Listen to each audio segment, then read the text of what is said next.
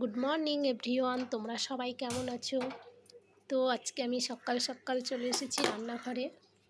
এখন বাজে 6:30। তো আজকে আমাদের ব্রেকফাস্টে হবে চাউ, রাইস নুডলস যেটা হয় সেটা বানাবো। তো আমি আজকে ডিম আর শুধু চিকেন দিয়ে বানাবো। তো সেই জন্য আমি চিকেনটাকে সেদ্ধ বসিয়ে দিয়েছি সরু সরু করে কেটে দিয়ে। এটাতে এখন আমি আদা বাটা, রসুন বাটা আর গোলমরিচ গুঁড়ো, পরিমাণ মতো নুন দিয়ে সেদ্ধ করব। আর পাশে ওইদিকে জল বসিয়েছি চাউ সেদ্ধ করব সেই জন্যে।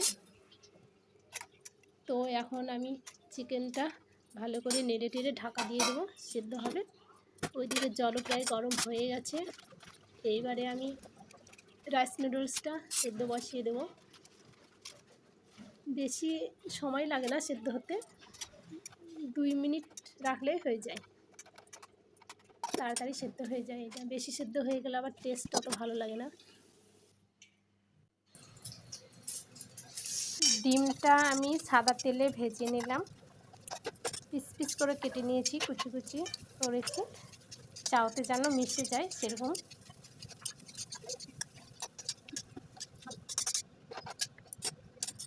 তোমরা এখানে বিনস, গাজর অ্যাড করতে পারো, আমি দিলাম না, শুধু ডিম চিকেন দিয়ে করব সেই জন্যে।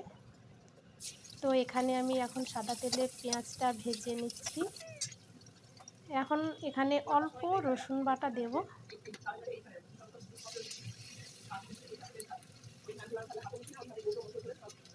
তো এখানে আমার পেঁয়াজটা ভাজা হয়ে গেছে, এবারে বেশ ব্রাউন ব্রাউন কালার চলে এসছে।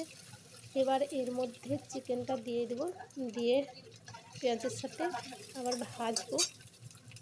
তো দিদি বলছে চিকেনটা বেশি ভাজিস না, তাহলে শক্ত হয়ে যাবে।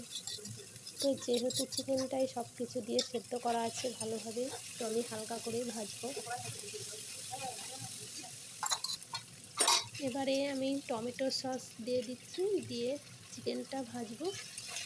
এখানে তোমরা সয়া সসও অ্যাড করতে পারো, আমি শুধু টমেটো সসই দিলাম।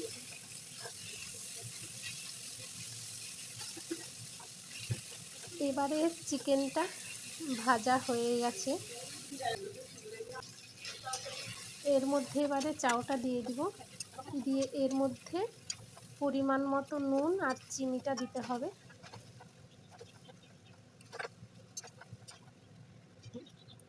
দিয়ে এর মধ্যে এবারে দিয়ে দিচ্ছি চাউ মশলা। এবারে চাউ মশলাটা দিয়ে ভালো করে নাড়তে হবে, মশলাটা যেন ভালোভাবে পুরো চাউটাই মিশে যায়।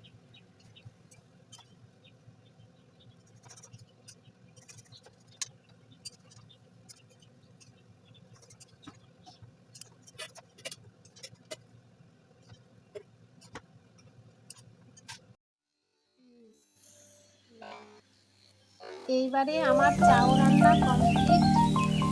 তোমরা কে কে খাবে বন্ধুরা চলে এসো।